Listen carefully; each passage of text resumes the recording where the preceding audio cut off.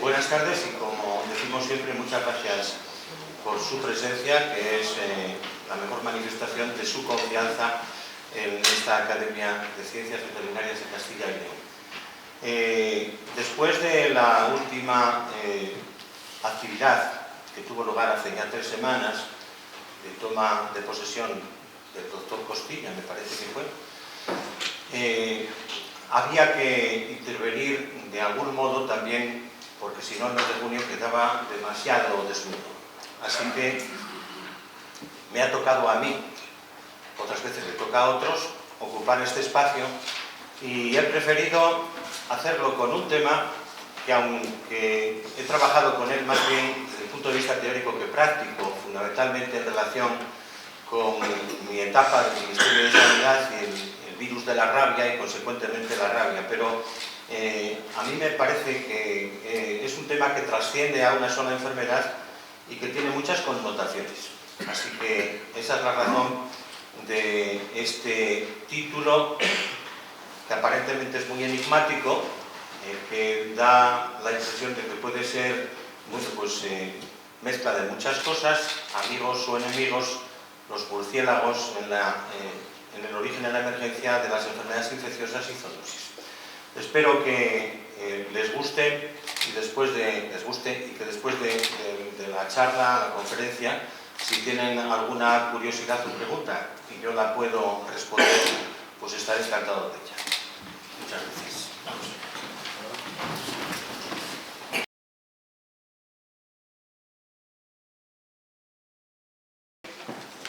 Después de los roedores, que son posiblemente el grupo de mamíferos más abundantes en la naturaleza, alcanzando por encima de las 2.500 especies, sin duda alguna son los quirópteros aquellos más abundantes después de los rodentia. Los quiróptera constituyen un orden que está dividido en 2 subórdenes principales, el megaquiróptera y el microquiróptera, que no pueden ser más descriptivos porque aluden al tamaño de los individuos que forman parte de las familias integradas en uno y en otro.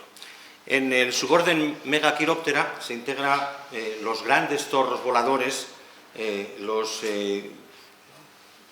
murciélagos que se alimentan principalmente de fruta y que, afortunadamente para nosotros, no los vemos en la península ibérica, pero sí que están situados en zonas vecinas, fundamentalmente en el continente africano, y que se han hecho famosos seguramente por algunas películas exóticas, bueno, con personajes protagonistas singulares, fundamentalmente desarrolladas en el continente australiano.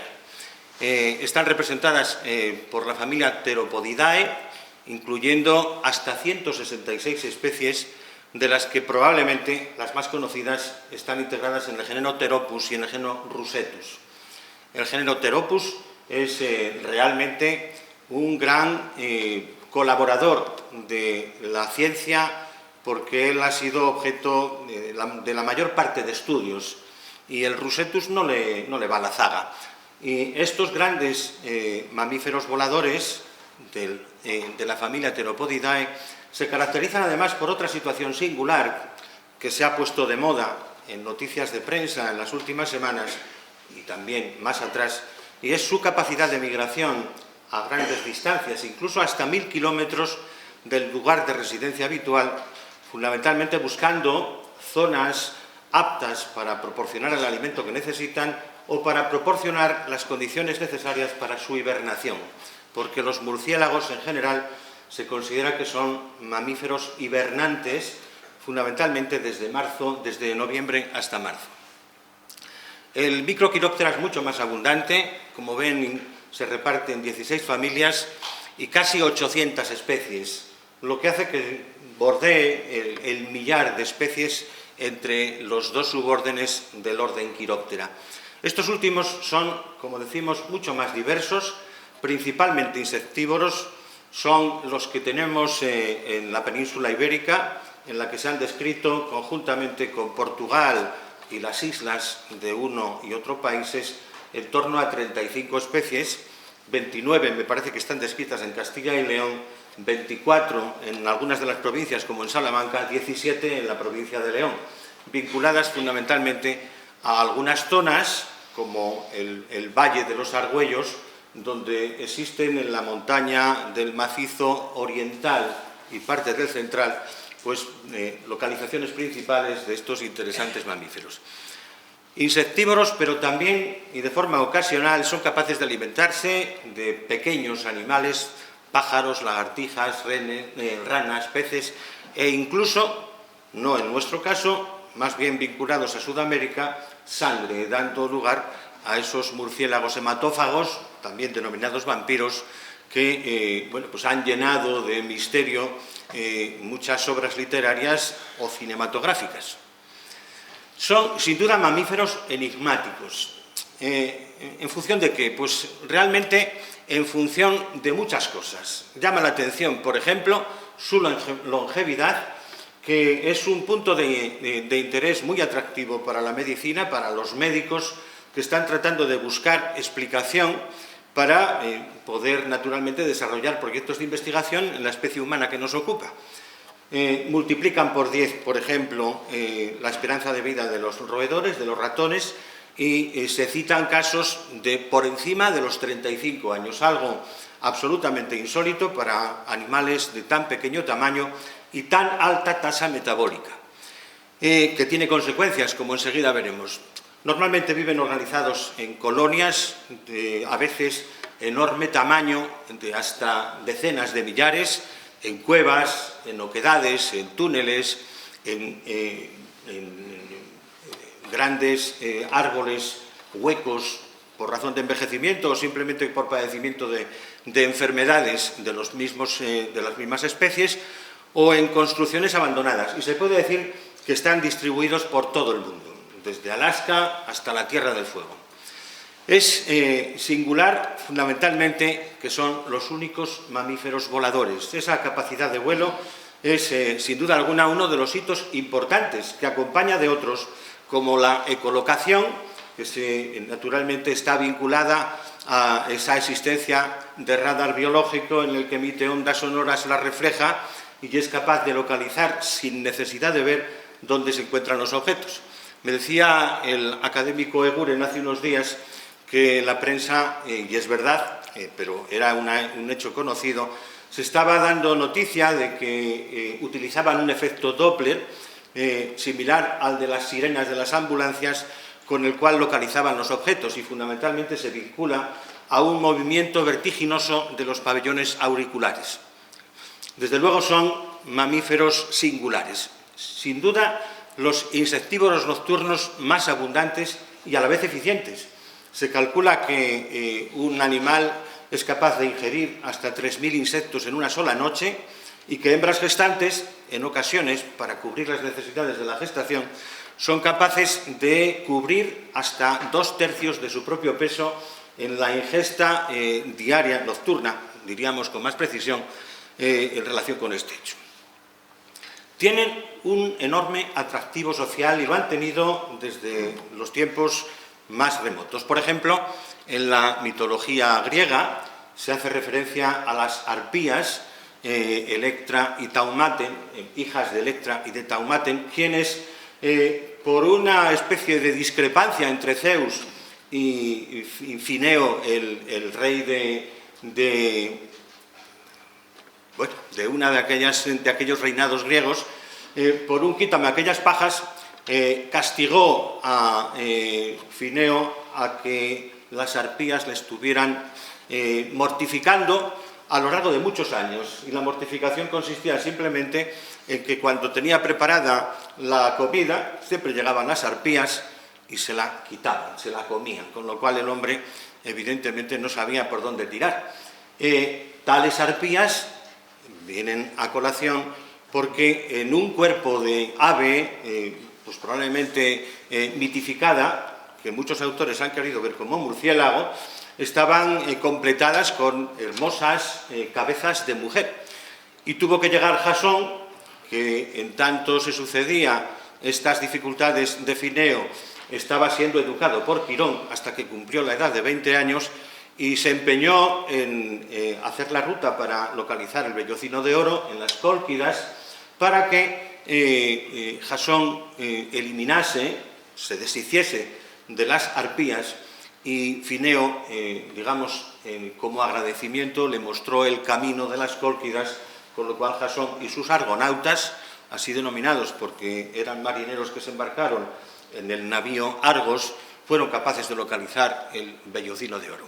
Gonzalo Fernández de Oviedo, un cronista de Indias, a caballo entre el siglo XV y el siglo XVI, describe algunos acontecimientos de la conquista por los soldados españoles de las Indias, del Nuevo Mundo, y hace referencia en concreto a los episodios de Vasco Núñez de Balboa, descubridor del Pacífico, como todos ustedes conocen, entre cuyas huestes se sumaban numerosos fallecimientos como consecuencia de la mordedura de murciélagos. Podemos entender que eran fundamentalmente debido a la transmisión de rabia.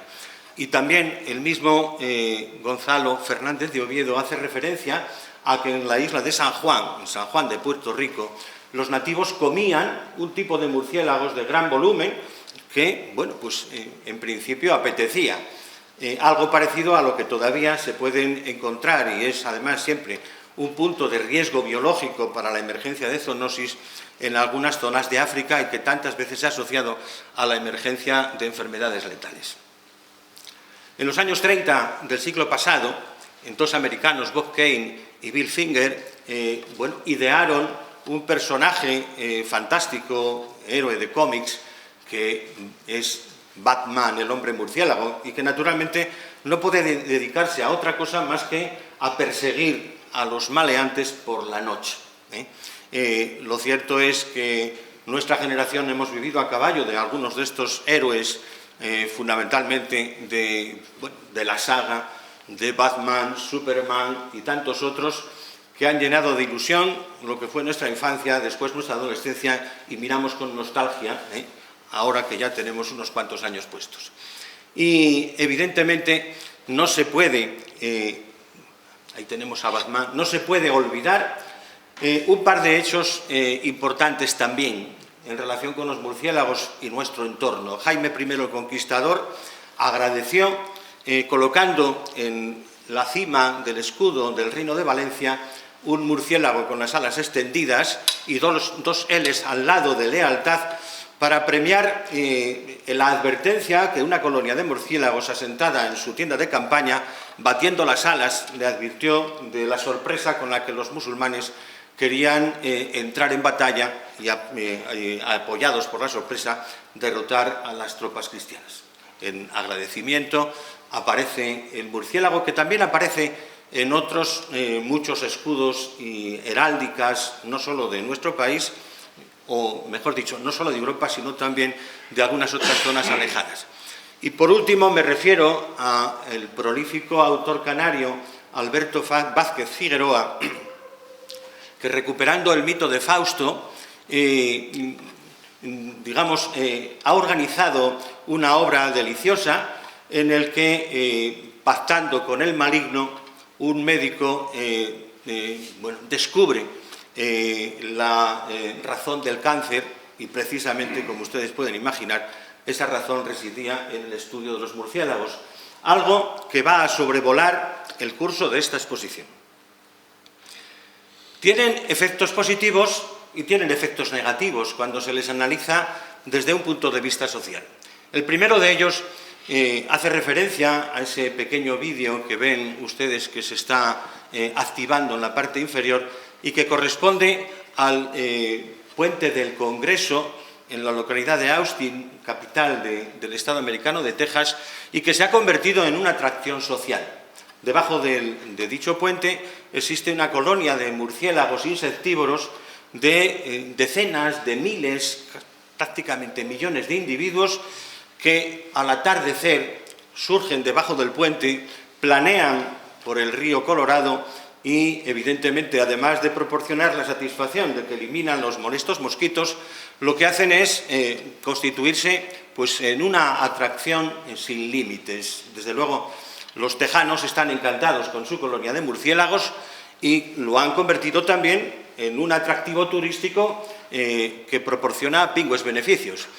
Hay a lo largo de la historia sentimientos positivos, fundamentalmente en el Antiguo Egipto, son síntoma de felicidad y de suerte en China, se consideran talismanes en los Balcanes y también animales sagrados en el reino de Tonga, en la Polinesia.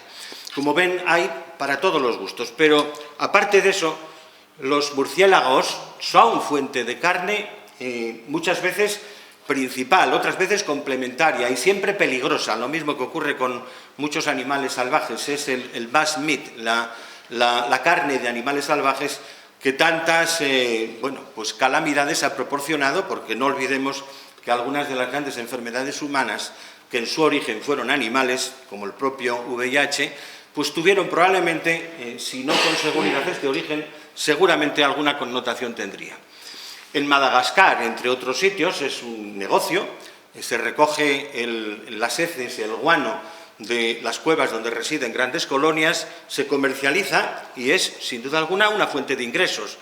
Pero siempre es el mejor insecticida biológico, es decir, la capacidad insecticida que tienen los murciélagos no es comparable a ningún otro, por lo tanto, son elementos útiles en el control de insectos plaga. Y eso es una de las razones principales, probablemente la más importante, que justifica que sean especies protegidas y que todas las legislaciones del mundo velen por su integridad y que esté absolutamente prohibido arremeter contra ellos, además de otras características. Pero menos conocido es su capacidad de polinización y de difusión de semillas. Y en este caso particular se hace referencia a las adansonias, el baobab o el árbol de pan de mono, cuya precisamente distribución en algunas zonas de África está vinculada fundamentalmente a la presencia de murciélagos. Es, de este modo, un típico favorecedor del equilibrio de los ecosistemas y evidentemente esa razón también justifica su protección. Protección que al menos alcanza de manera principal a la cuarta parte de las especies que se consideran amenazadas de extinción. Tienen efectos negativos, naturalmente, y entre esos efectos negativos, lo mismo que en muchos pueblos se les identifica con signos de felicidad o de suerte o de cuestiones parecidas, en otros sucede lo contrario.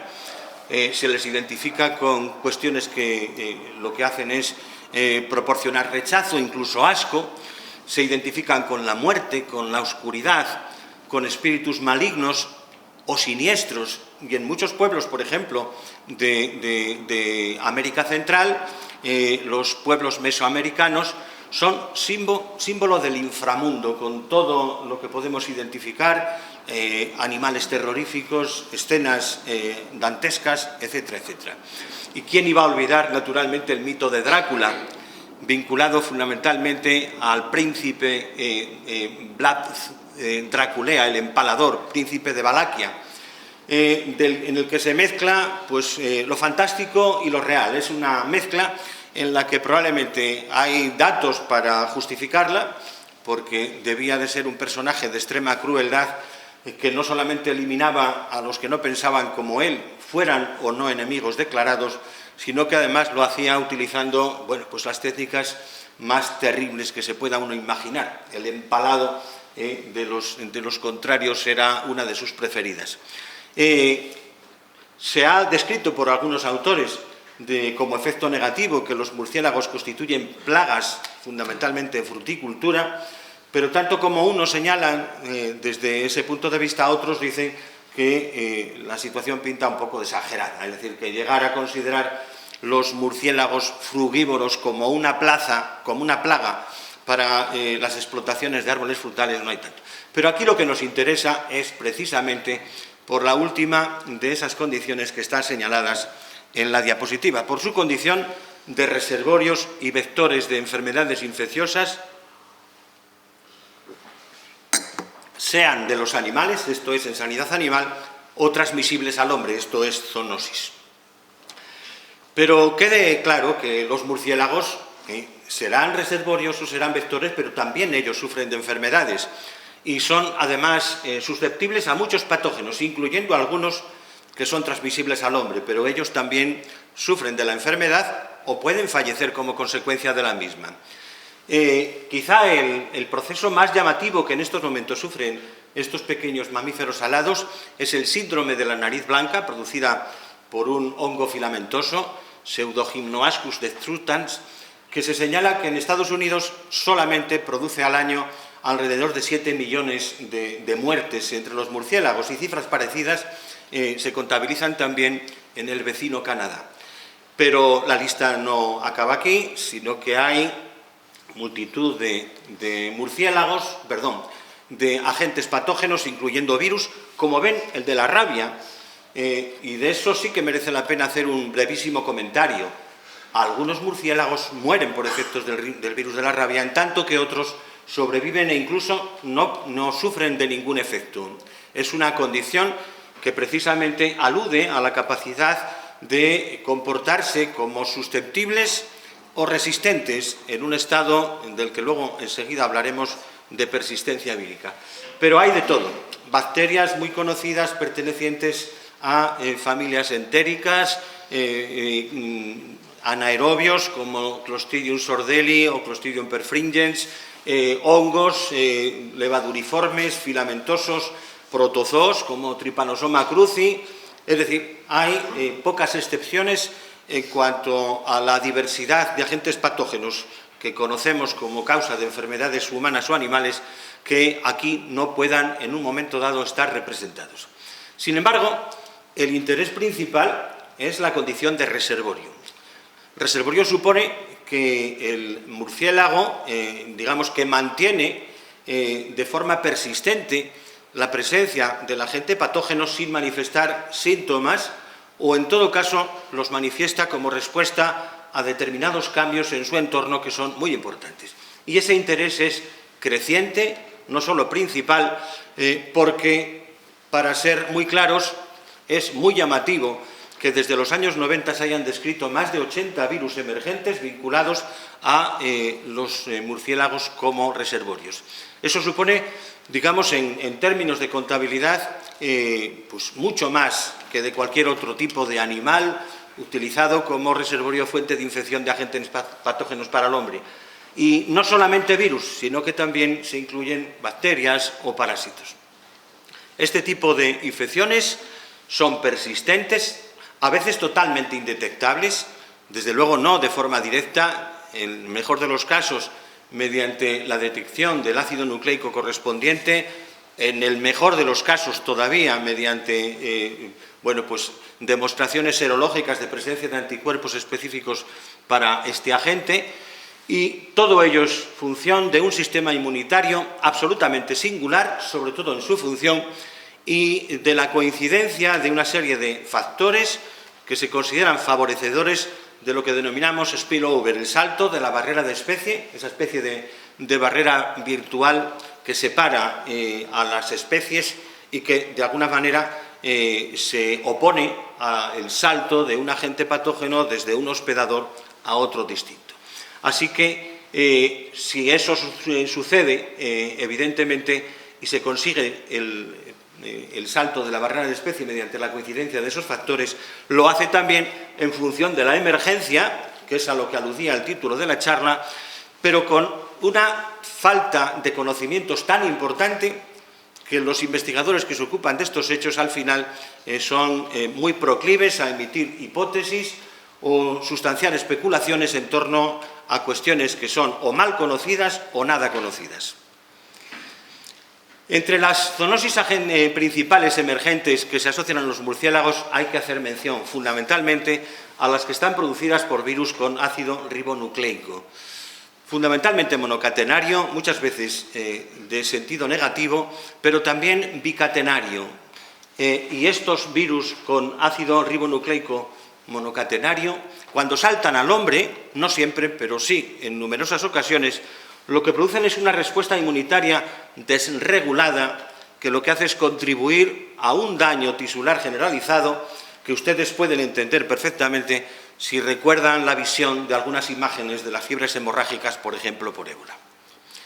Bien, entre los grupos principales de estos virus RNA, sin duda alguna, se encuentran los lisavirus, con el virus de la rabia y virus afines indiferenciables, los coronavirus con el virus del síndrome respiratorio agudo grave o el síndrome respiratorio de Oriente Medio, los genipavirus, un género y familia correspondiente que integra dos virus exóticos, pero muy importantes y con alta mortalidad, que son los virus Hendra y Nipah, y naturalmente los virus de ébola, en los que, hay que decirlo desde el principio, todavía no se ha demostrado directamente porque no ha sido posible aislar y cultivar el virus correspondiente, pero existen pocas dudas. Lo que falta es la técnica de la herramienta de detección, aunque tanto la detección del ácido nucleico como de anticuerpos correspondientes normalmente eliminan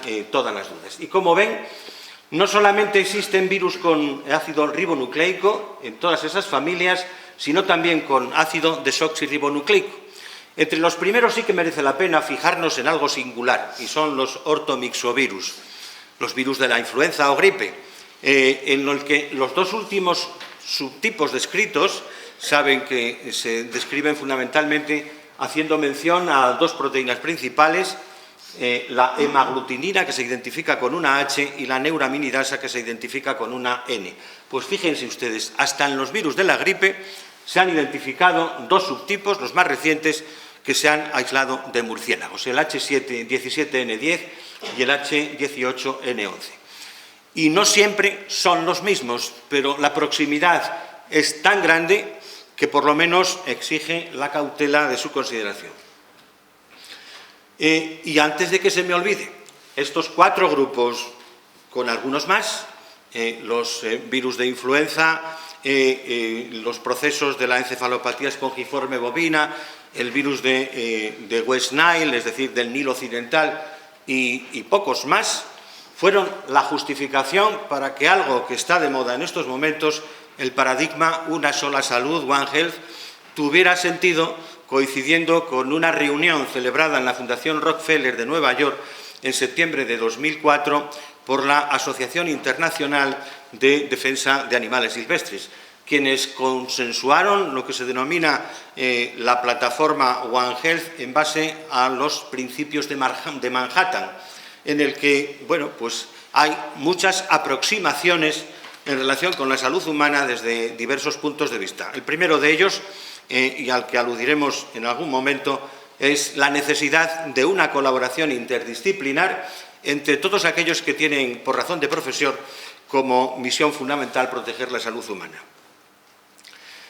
Los lisavirus, es decir, el virus de la rabia y virus afines, son, sin duda alguna, estrellas de este breve grupo. Producen rabia como tal o una encefalitis progresiva que es indiferenciable de esta enfermedad y que producen al año no menos de 60.000 fallecimientos, seguramente algunos más, porque en zonas de India o en África, evidentemente, no existen infraestructura sanitaria como para poder notificar y recoger los datos, y además la mayor parte de las víctimas son niños o adolescentes, que cuando quiere conocerlo el médico, el individuo ha muerto ya y no hay diagnóstico. Eso sí, hay que precisar que el papel de los murciélagos es tangencial, que el 99% de los casos humanos se deben a la mordedura de perros con rabia. De ahí que en estos momentos y con el horizonte de 2030 la humanidad esté empeñada en controlar la rabia canina mediante vacunación, porque cuando se hace vacunación masiva, vacunando por encima del 70% de estos animales, la cadena de infección se rompe. Eso tan lejano como en 1928, dos veterinarios japoneses, Umeno y Doi, ya lo pusieron de manifiesto. Y la primera vez que se hizo una campaña de este tipo fue en Hungría unos cuantos años después. Bueno, la diversidad ha alcanzado en los últimos años un tamaño extraordinario.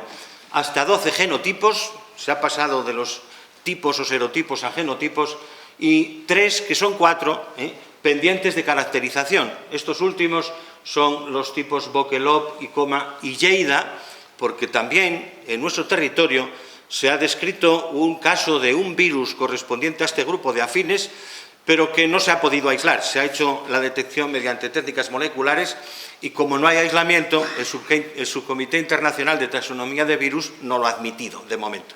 Y el año pasado, tan próximo, en Finlandia se describió un nuevo grupo que hace el número 15 en una diversidad en el que, no sé si lo aciertan a ver en este cuadro tan lleno de información, en el que sobre todo los murciélagos son los reyes de la epidemiología, porque están presentes de los 15 en un total de 13 tipos. Están presentes como reservorio fundamental, excepción hecha del primero, el virus de la rabia clásica, en el que es el único en el que se comparten reservorios alados, los murciélagos, y reservorios terrestres, prácticamente todas las especies animales. Y solo dos, los virus mocola, el genotipo o serotipo 3 y el genotipo Icoma, uno de los pendientes, se han aislado de otros animales no murciélagos. En el primer caso, de las musarañas, la escrocidura, y en el segundo caso, fundamentalmente, de las civetas, la civeta de palma, que también está en el origen también de otros sucesos curiosos con otros virus de este tipo. Bien, pues mucha importancia tienen en la difusión de los virus de la rabia los murciélagos grandes, los frugívoros, pero también los insectívoros, y por la parte que nos ocupa, desde luego, es importante la cuestión. Desde el año 1990, pero sobre todo en 2009, se sucedieron notificaciones, después veremos algún dato, en el este de la península ibérica, con casos de murciélagos que mordían a niños durante la siesta o como consecuencia de manipulación, y esos murciélagos no son de la fruta, son insectívoros, por lo tanto, nos interesa tenerlos presentes. Bueno, este panorama de tipos de lisavirus tan diverso, en estos momentos tiene connotaciones que son trascendentes. Se agrupan en 3 filogrupos. El primero de ellos es el más numeroso, incluye, como ven, 1, 2, 3, 4, 5 y 4, 9 tipos de los 15, y en todos ellos hay un saldo de fallecimientos humanos importante, sobre todo, naturalmente, el tipo 1, que es el tipo de la rabia clásica, en el que, como hemos dicho, el 99% de los casos humanos y el gran balance de los 60.000 casos de rabia en el mundo. Pero también los hay en los tipos europeos, el EBL1 o el EBL2, sobre todo en el tipo australiano, y en el tipo Duvenage, que es el que más casi, con el tipo europeo 2 y los australianos, más casos de fallecimientos humanos ha producido. Menos se producen en el filogrupo 2, reducido simplemente a 3 tipos, en el que, como ven, el mocola es el único que ha producido fallecimientos en el hombre, y muchos menos y más distantes los 2 tipos que por el momento están incluidos en el filogrupo 3. ¿Por qué es importante esto? Pues lo verán enseguida. De momento, digamos que es opinión unánime de que todos los lisavirus, de donde quiera que proceda la fuente original, tienen capacidad para inducir rabia clínica en mamíferos. Y, de hecho, en la práctica se han descrito saltos de barrera de especie en ovejas y en martas, respectivamente en Dinamarca y en Alemania, lo que quiere decir que si se produce una vez, quiere decirse que se pueden producir más, así que una razón de más para establecer precaución en el trato con estos animales. Y ven aquí lo que acabamos de señalar, los balances de fallecimientos humanos, 3 en el caso de Duvenage, que es el genotipo 4, más de 2 en el europeo 1, 2 en el europeo 2, y 2 en el serotipo australiano. Son todas estas enfermedades emergentes de nivel 3 de contención. ¿Qué quiere decir eso? A pesar de ser un virus letal, que se incluirían, si no existiesen recursos de prevención o tratamiento en el nivel 4 de contención, están incluidos en el nivel 3 porque tanto mediante inmunoglobulinas como mediante vacunas, en los animales o en el hombre, la enfermedad se puede controlar. En el continente europeo, rabia de murciélagos, la presencia de murciélagos en este contexto es creciente. Y desde luego, en los últimos años, lo que se está observando es no solamente la presencia de cada vez más casos positivos de murciélagos, sino sobre todo un interés importante por conocer en caso sospechoso si existía de verdad riesgo justificado o no. Vean algunas cifras. Por ejemplo, entre 1977 y 2014 se han contabilizado en Europa casi 1.100 casos, lo que supone aproximadamente una media de 30 por año. Y en ese mismo tiempo, en España, 30 casos positivos. En 2014 hubo 6 positivos y el año pasado, en 2018, 2, que lo recuerdan muy bien, en Huelva y en Valladolid. Con lo cual hubo una pequeña alerta e intranquilidad en las esferas sanitarias de este país. El tipo europeo 1 se asocia principalmente con un tipo de murciélago pequeño, el Ectesicus serotinus, y el tipo 2 fundamentalmente con Myotis, o bien Dascineme, o bien Daubentoni. Pero en cualquiera de los dos casos, se trate del tipo europeo 1 o del tipo europeo 2, la condición de reservorio de los murciélagos está perfectamente confirmada y admitida. Este es el caso que recogió la prensa el año pasado de los 2 positivos a murciélagos por rabia en Huelva y en Valladolid y que, bueno, pues tradujo un interés importante por parte de los periodistas y la intervención por parte de los colegios oficiales de veterinarios, cuyo presidente del de León nos acompaña, para responder a esa intranquilidad con la información correspondiente. Este era el dato que yo les vaticinaba.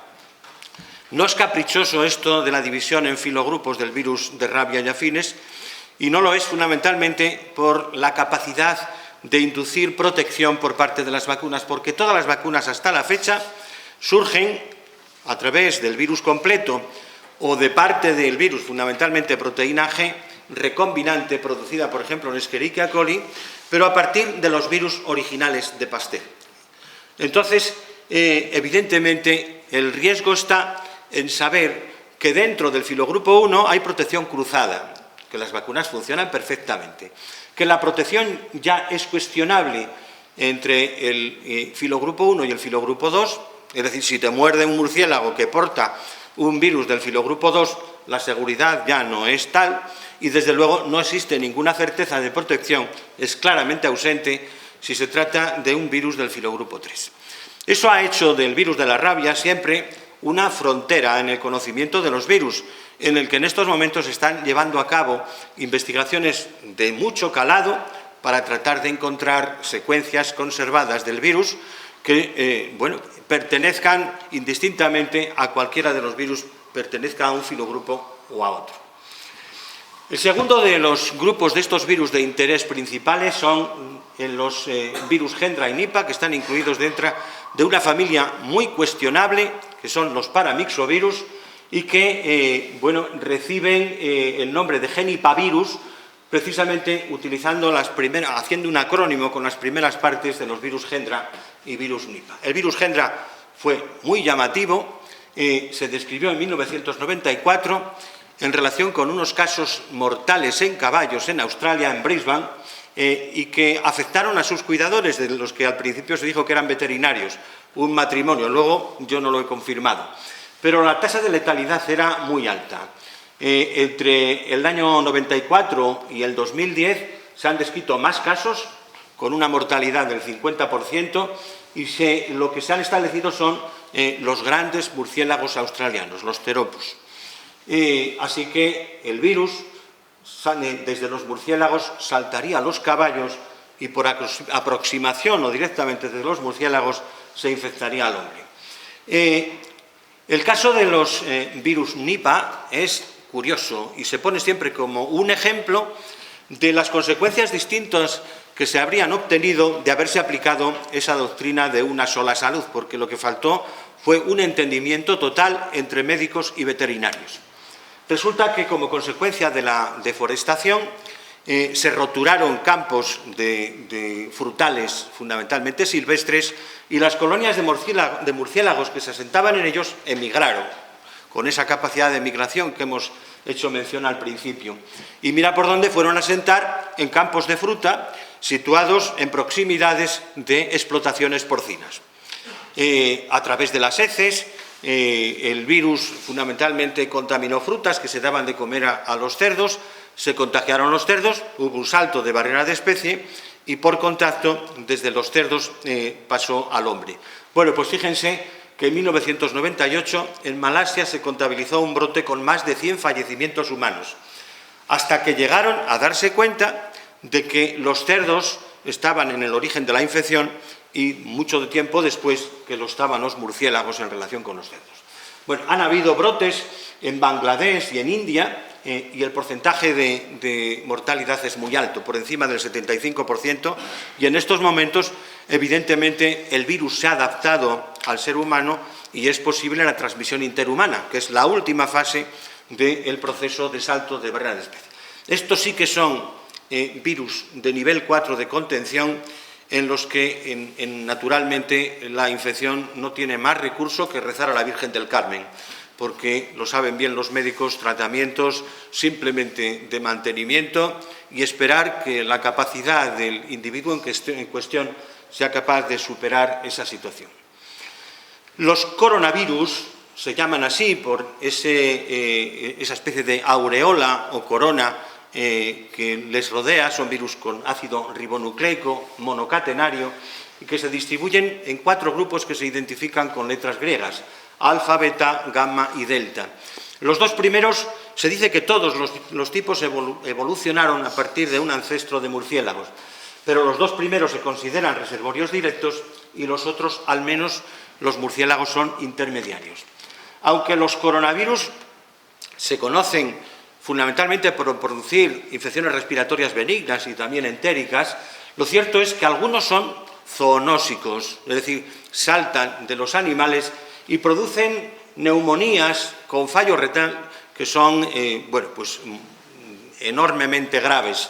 La prueba de esa gravedad lo tenemos en los 2 síndromes más importantes que se han descrito: el síndrome respiratorio agudo y grave por coronavirus, que se describió, y seguramente todos ustedes tienen memoria, excepto los más jóvenes, del año 2003, en febrero de ese año, cuando se describió en el sur de China, con una enorme confusión en relación con cuál era el origen. Al principio se especulaba con las civetas y los mercados húmedos de esos extremos de Asia, sobre todo por una costumbre peculiar, porque se decía que los chinos comían civetas porque las civetas comían frutas y en invierno no había frutas, así se comían las civetas, se comían frutas. Bueno, eso unido a esas características de mercados frescos, pues establecía una promiscuidad que establecía un punto de riesgo muy importante. Pues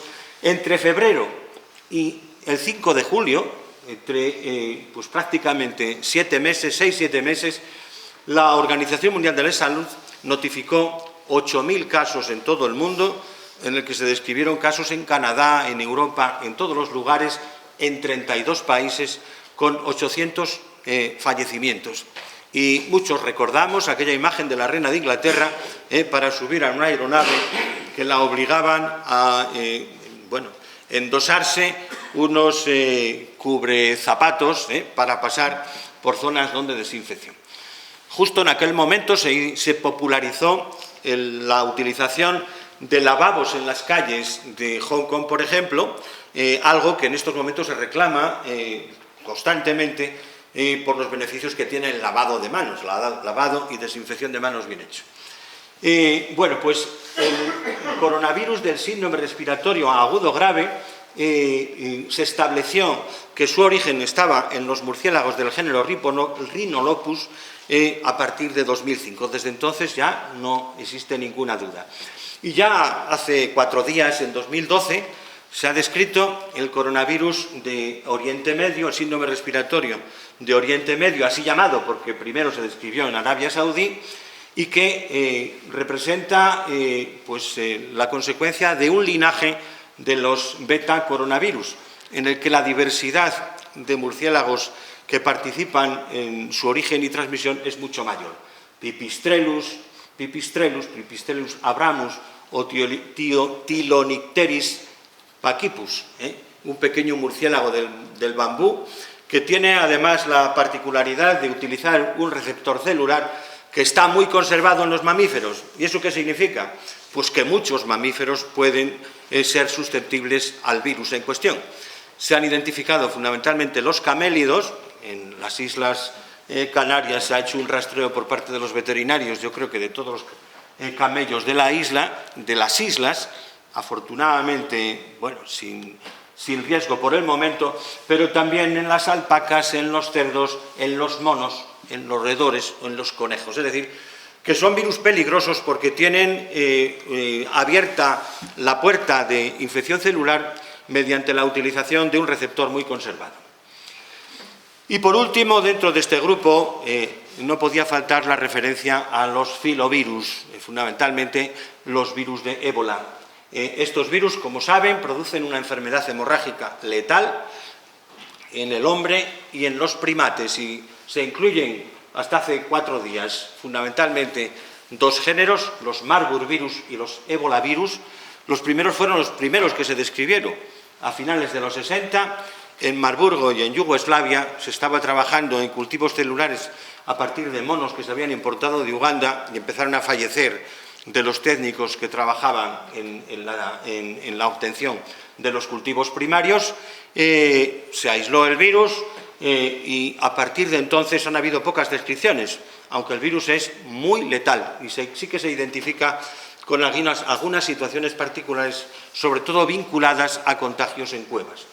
Los más populares son los ebolavirus, que hacen referencia al río Ébola, descrito por primera vez en un brote epidémico extremadamente grave en el Sudán, y que se incluyen, además de la cepa o especie Sudán, la del Zaire Reston, que se describió en los Estados Unidos, la Tai Forest, que es Costa de Marfil, Bombali y Bundibugyo, con una mortalidad que en ocasiones supera el 90%.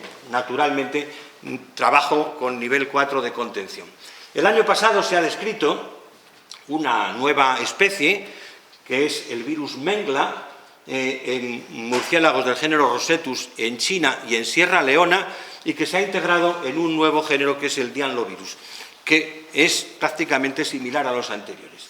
Bueno, yo he oído este mediodía un pequeño balance complementario del brote de ébola que está padeciendo la República Democrática del Congo, que le pone los pelos de punta. Desde el 1 de agosto del año pasado hasta la fecha van casi 2.000 casos con 1.354 fallecimientos, es decir, 1.926 casos con 1.354 fallecimientos. Eso supone el 70% de mortalidad.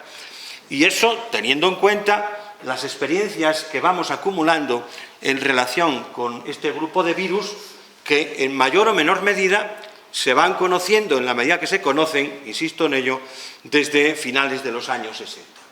Bueno, pues si echamos un vistazo atrás al brote epidémico anterior de 2014-15, que asoló sobre todo Guinea, Liberia y Sierra Leona, la cifra de casos se acercó a los 30.000 y el nivel de fallecimiento superó los 11.000.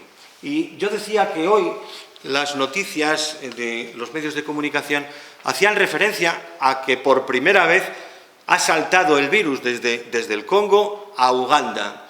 Es decir, que estamos nuevamente en un proceso de expansión del brote en el que veremos que enseguida que se pueden implicar muchas razones, unas coincidentes y otras no tanto. No se ha demostrado directamente que los murciélagos sean reservorios, pero insisto, nadie duda en ello. Lo que se ha hecho es detectar el RNA o bien detectar anticuerpos específicos, y en los ebolavirus se han descrito fundamentalmente brotes asociados a primates. De tal manera que ven aquí los Marburg virus son muy letales, pero se asocian casos humanos fundamentalmente, aparte de los primeros que tenían que ver con el proceso de obtención de cultivos celulares, a visitas a cuevas con grandes colonias de murciélagos. Los otros fundamentalmente contagio de primates, porque consumen frutas o no sé, cualquier tipo de alimento contaminado con heces de murciélagos que directamente puedan contaminar al hombre, pero que puede llegar también a través de esos primates no humanos, y que luego la expansión del brote epidémico es de tipo interhumano, fundamentalmente por prácticas sanitarias incorrectas. En el año 2000 se describió en Lérida el virus Joviu, en 5 Miniopterus reisbersi que se encontraron muertos. Pasó lo mismo que lo decíamos a propósito del virus de la rabia. No se aisló el virus. Lo que se hizo fue detectar fundamentalmente a partir de hisopos de garganta, hisopos rectales, de cerebro, hígado y pulmones, y esto era en una cueva cerca de Cantabria. Bueno, pues queda ahí simplemente el aislamiento, la descripción sin aislamiento a la espera de que se reproduzcan más casos. Hay un largo periplo tratando de demostrar que el reservorio son los murciélagos, y los primeros trabajos se iniciaron a finales de los años 90. Este grupo de investigadores llegaron a inocular 65 especies 65 animales de 19 especies distintas. Inocularon con el virus ébola y solamente los murciélagos se infectaron y eliminaron virus en heces. Bueno, pues es una razón para pensar la proximidad de estas especies en relación con ello. Y siguieron después nuevos trabajos entre 2005 y 2007, en el que en principio en África Central se detectaron RNA o anticuerpos a partir de las 3 especies que ven arriba, Hiposignathus monstrosus, Epomons, franketti y Mionixteris torquata. Después, esas zonas de coincidencia de estos murciélagos coincidían con zonas de brote epidémico de ébola.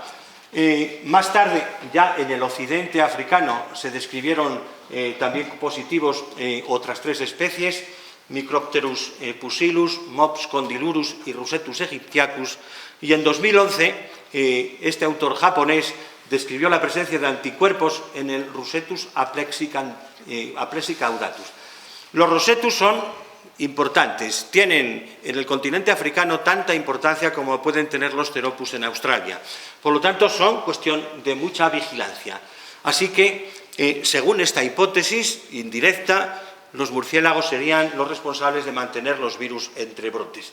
Merece la pena citar, dado que esta es una academia de ciencias veterinarias, que un colega ilustre que trabaja en el Instituto Robert Koch en Alemania, Fabian Leder, es un aventurero desde el más punto de vista ecológico de estos como diríamos, perseguidores de las epidemias, describió la primera víctima, el caso índice, en Guinea, en la localidad de Meliandou, en un niño de 2 años que ha pasado a la historia por ser el primer paciente, Emil Unamuno, y que se atribuye que su contagio obedeció a ese murciélago insectívoro, unos dicen más pequeño, yo no lo veo tan pequeño, bueno, digamos que discretamente pequeño en cuanto a tamaño, desde luego insectívoro, con el que los niños jugaban en torno a la colonia que estaba ubicada en un árbol hueco. Y en estos momentos, los medios de comunicación se han ocupado de ello, tiene mucha importancia las migraciones de los murciélagos, porque desde África Central han derivado mediante esas migraciones que llegan a alcanzar hasta los 1000 kilómetros a producir los primeros casos de nuevos brotes que se producen después en Sierra Leona, en Liberia o en Guinea, en la República de Guinea. Hay un grupo de biólogos que no tienen nada que ver, biólogos, matemáticos, trabajando con biólogos, lo que hace bueno fundamentalmente ese concepto de una salud, que han establecido modelos matemáticos para predecir el riesgo de aparición de un brote de ébola. Y lo que hacen es estudiar precisamente los patrones de migración de los murciélagos, incluyendo pues, datos que se refieren a la movilidad, cambios estacionales, disponibilidad de alimentos, existencia de refugios, y lo cierto es que todo eso lo trasladan en fórmulas matemáticas con las que con cierta aproximación se dispone ahora de una herramienta que antes no existía.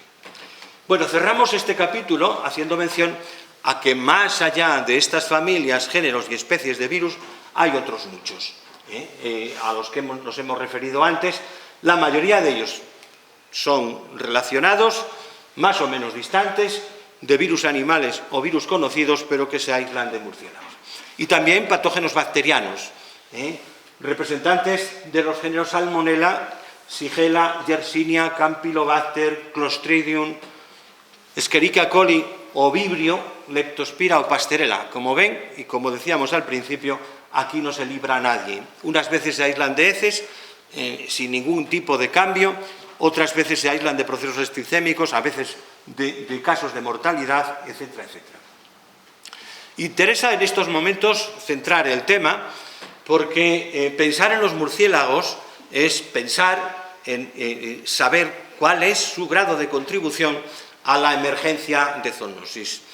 Porque todos son sospechas, como decíamos al principio, hay tal falta de información y conocimiento que los autores normalmente se inclinan por formular teorías o establecer especulaciones. No obstante, hay situaciones claras, hay evidencias, son evidencias que nadie discute, los casos de los virus Nipah o Hendra, que pasó de los murciélagos a los cerdos y de los cerdos al hombre, o de los murciélagos a los caballos y al hombre, o indirectas como el caso que acabamos de señalar de los virus ébola. En cualquier caso, para que esto suceda, el fenómeno debe de ser calificado como muy raro. Plowright y colaboradores publicaron en 2015 un excelente trabajo en el que señalaban pues, un montón de factores. Todos esos factores realmente son barreras que se oponen a la progresión de un determinado patógeno, virus o no virus, desde la fuente original, desde el reservorio, hasta el hospedador nuevo. Pero todos estos tienen que ser superados para que el riesgo sea evidente en el espacio y en el tiempo, es decir, en el mismo momento. Lo representa muy bien este gráfico. Como ven, son plataformas horadadas, y para que el agente sea capaz de atravesarlo, lo tiene que hacer justo a la vez y en todas juntas. Y cuando eso sucede, todavía le queda, naturalmente, superar las defensas del hospedador nuevo, que también intervienen en forma de receptor, de receptores celulares o en forma de respuestas de la inmunidad innata. Es muy importante, en el caso de los murciélagos, uno de esos factores, y es la cantidad de virus en el exterior, es decir, la eliminación de virus al exterior por parte del reservorio, que evidentemente tiene que tener capacidad suficiente para sobrevivir en el ambiente y encontrarse con oportunidades para poder contactar con el hospedador nuevo. El sistema inmunitario de los murciélagos es singular, y en lo poco que se conoce se puede decir de él que es un sistema inmunitario que está diseñado para ser adaptado, para ser el reservorio, el sistema inmunitario del murciélago como reservorio natural. Hay, eso sí, muchos componentes que están conservados con otros vertebrados, mamíferos o no, pero también hay otros que no lo están tanto. Y el interés en estos momentos es extraordinario, tanto por los datos que derivan de su utilidad en el control de infecciones, como por algo singular, que son los estudios que pueden derivar hacia informaciones útiles para el estudio del envejecimiento celular o el envejecimiento humano. Cierto es que hay pocos estudios, hay que destacar la importancia de la citometría de flujo, que ha proporcionado información sobre todo de subpoblaciones celulares y también de las aportaciones de la genética molecular en forma de localizar la existencia o no de genes y su capacidad de expresión mediante los estudios transcriptómicos, allí donde existen. La mayor parte de los estudios son de la respuesta inmune innata, es decir, identificar genes, por ejemplo, de receptores, genes de interferón, y mucho menos la respuesta inmune adaptativa, por dos razones: porque faltan reactivos y que por muchos de los que disponen se producen reacciones cruzadas. Por lo tanto, son datos inespecíficos que hay que interpretar, y eso siempre es un inconveniente. Se han detectado, por ejemplo, poblaciones abundantes de linfocitos TCD8+, lo que está orientando a que la respuesta inmunitaria lo es de base celular, más que humoral. Y además, en la parte humoral, lo que se han detectado es la abundancia de subclases de la inmunoglobulina G, sobre todo en el calostro de los murciélagos, además de transcritos no inmunoglobulinas, de ese tipo de inmunoglobulinas, IgM, IgE, IgD y IgA, y en algunos casos, sobre todo en los insectívoros, IgD. Bueno, los estudios que se han llevado a cabo a partir del sistema inmunitario, en lo que la genómica y la transcriptómica se refiere, se han vinculado sobre todo a la presencia de receptores celulares y sobre todo se han llevado a cabo en Pteropus alecto, en el que se concluye, bueno, pues cierta conservación de genes que codifican para esos receptores, pero no una identidad total.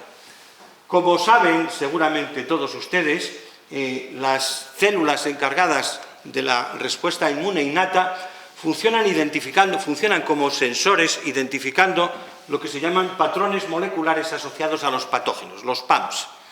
Esas moléculas se detectan por receptores que están, en el caso de los virus, o bien en endosomas, es decir, en vesículas situadas en el citoplasma, o libres en el propio citoplasma.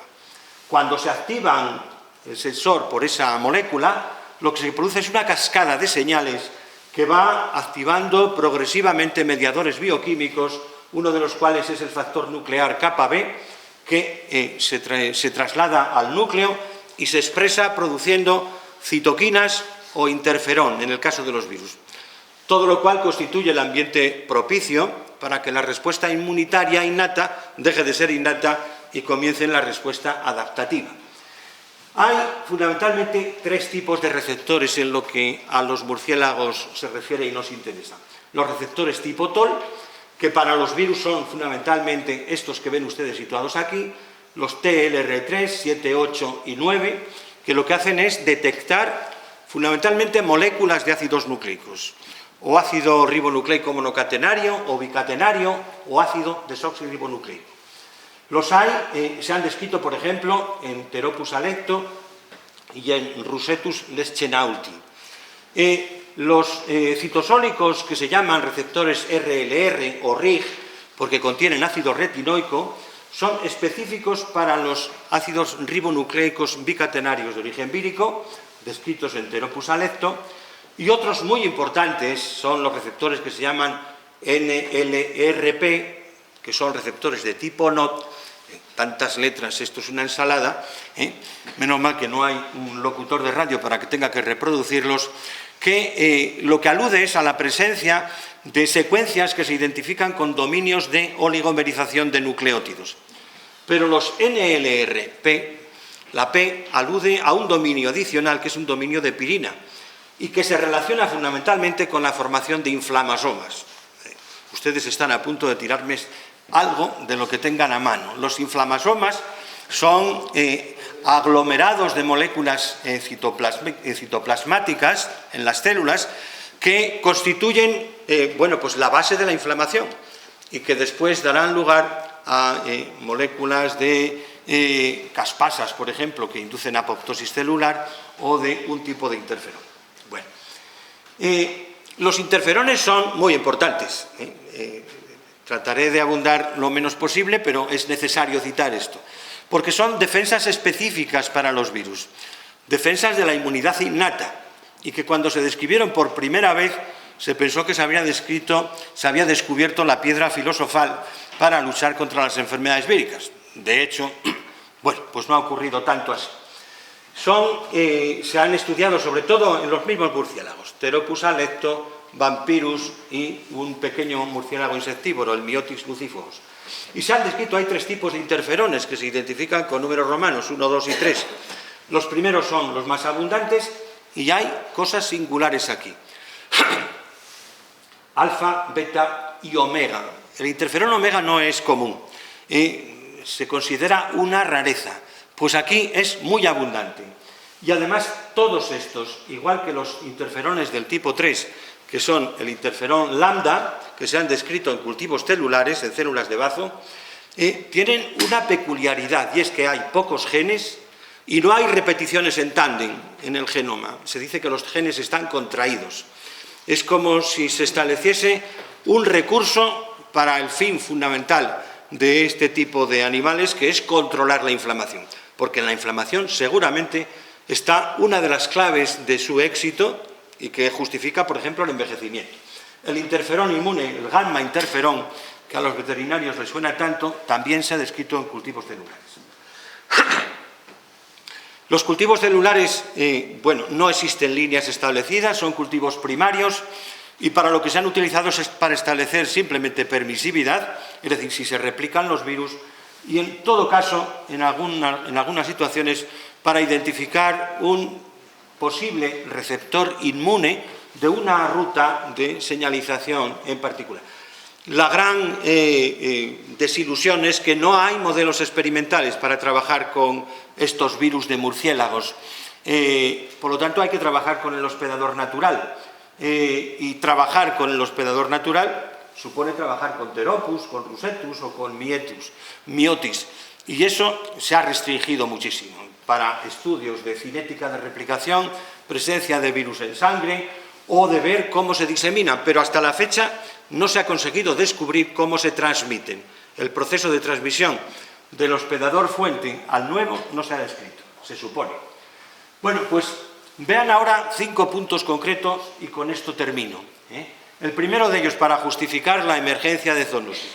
El primero de ellos estaría representado por la activación constitutiva del interferón. ¿Qué significa esto? Pues fíjense ustedes en la figura. La figura lo que representa es una condición normal.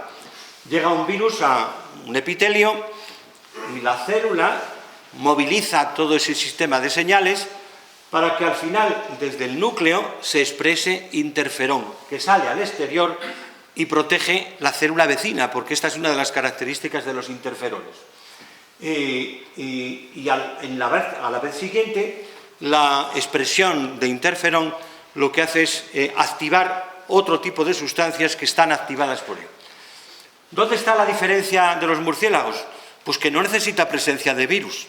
Es decir, de forma constitutiva, basal, están siempre expresando interferón. Se ha demostrado en estas dos especies, en Artibeus jamaicensis y en Pteropus alecto. ¿Y eso qué supone? Pues supone que otro grupo de genes, los ISG, que son genes estimulados por el interferón, como dependen del interferón y el interferón es constitutivo, pues ellos también lo son.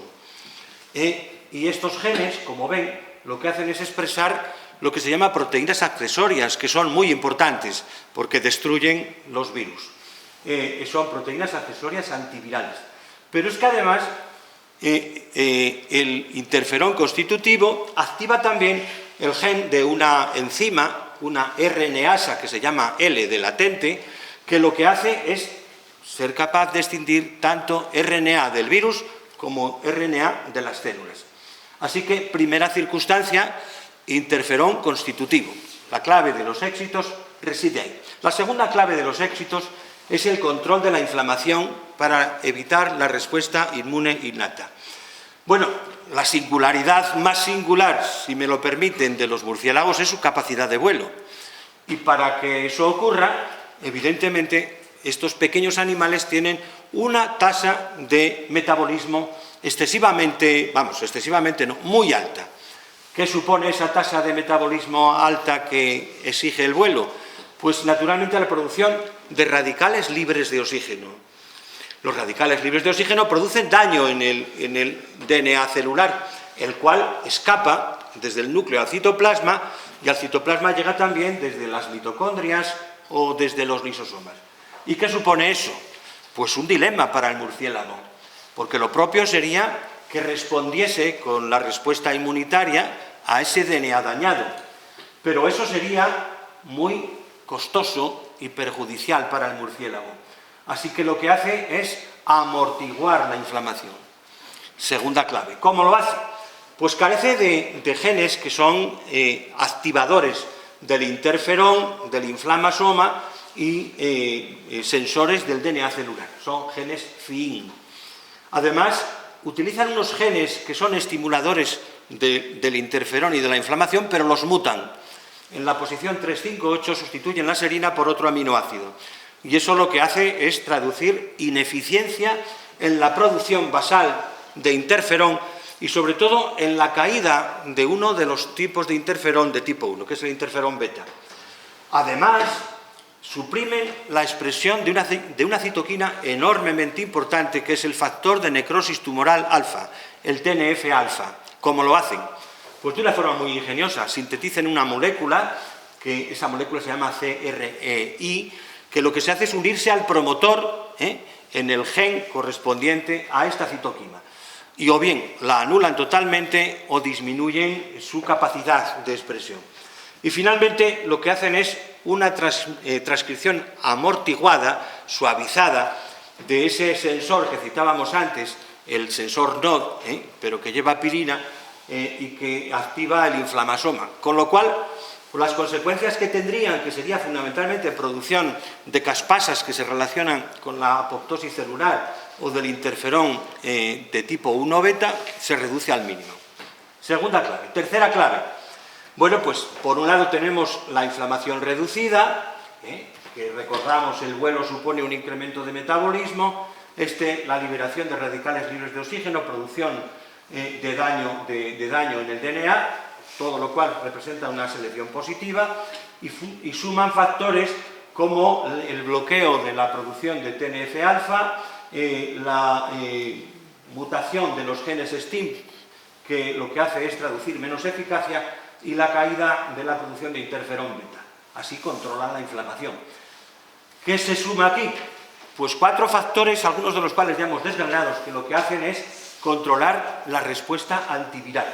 Por un lado, la expresión constitutiva de interferón, por otro lado, la expresión constitutiva de los genes ISG, por otro lado, la producción alta de interferón omega, y por otro lado, la producción de esa enzima que destruye el ácido ribonucleico, la RNasa-L.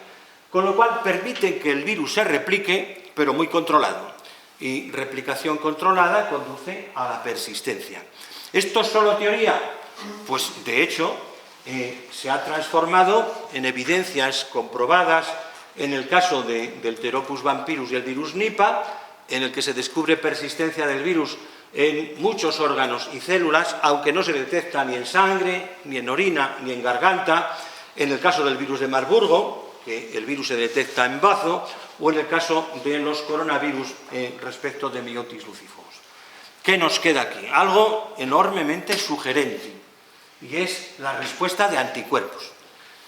Como sin duda muchos de ustedes conocen, o todos, por razón de oficio, las inmunoglobulinas están formadas por 2 cadenas ligeras y 2 cadenas pesadas.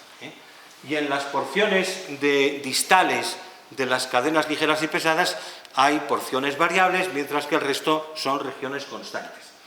Entonces, ¿qué es lo que sucede?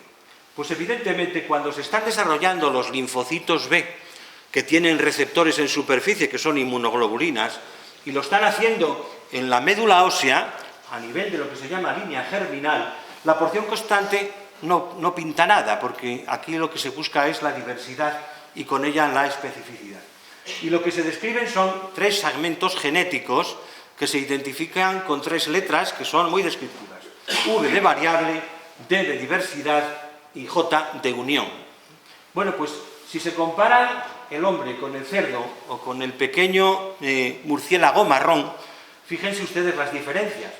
Las combinaciones de 40 segmentos variables en el caso del hombre, con 24 de diversidad y 6 de unión, dan 5.760 combinaciones posibles, recombinaciones, que son otras tantas posibilidades de diversificarse en la porción variable. En el cerdo mucho menos. El cerdo es muy conservador.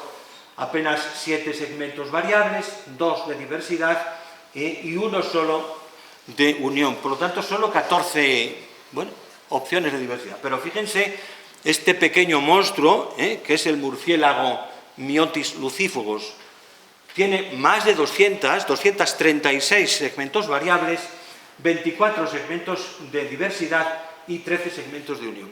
Eso supone por encima de las 73.600 opciones recombinatorias.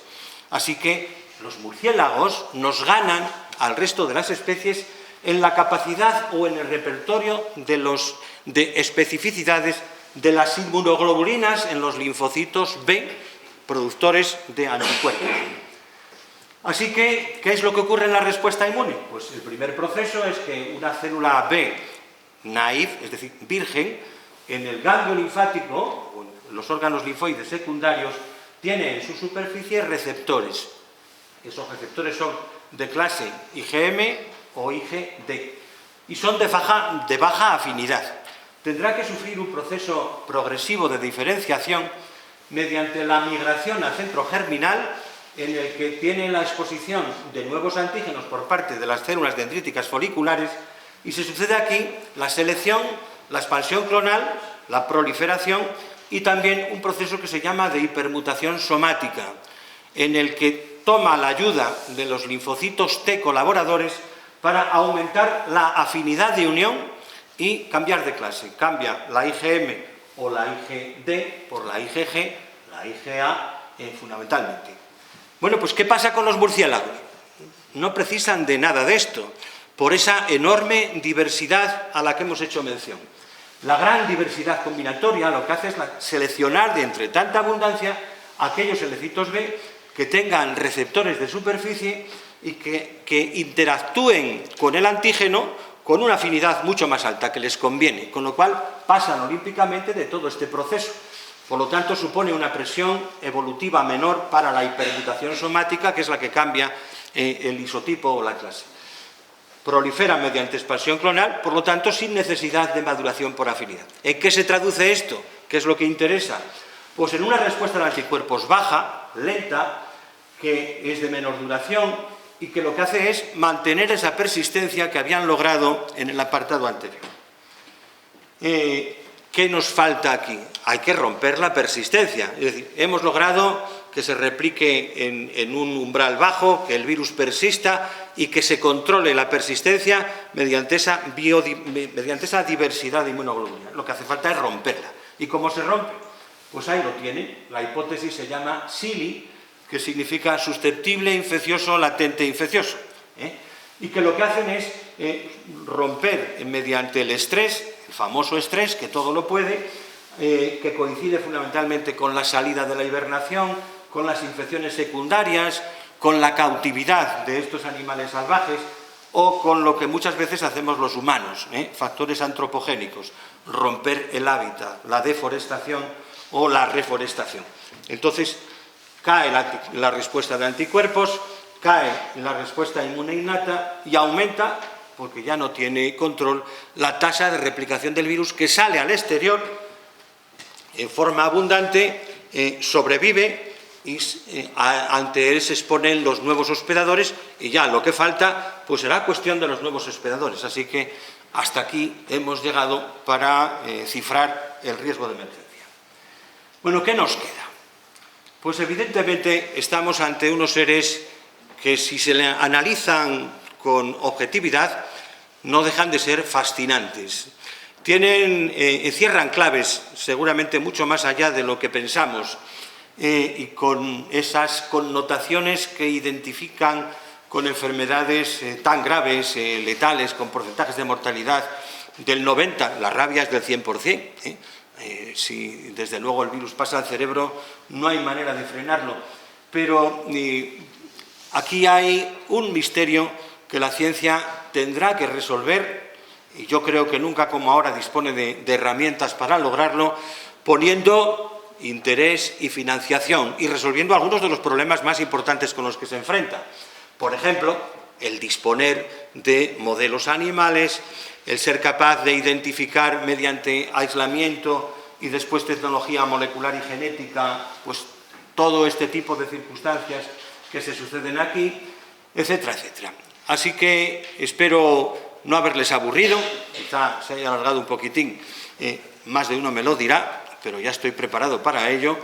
Pero creo que si es la primera vez que oyen ustedes hablar de los murciélagos, véanles con simpatía y, como dicen las autoridades, si su niño o su sobrino o sus pequeños amigos ven un murciélago, déjenle tranquilo, no metan las manos y lo mejor que pueden hacer es avisar a la autoridad sanitaria, que seguro que el veterinario, que está para todo, irá allí, lo recogerá debidamente, lo llevará a un centro donde lo estudien convenientemente y le darán respuesta. Muchas gracias.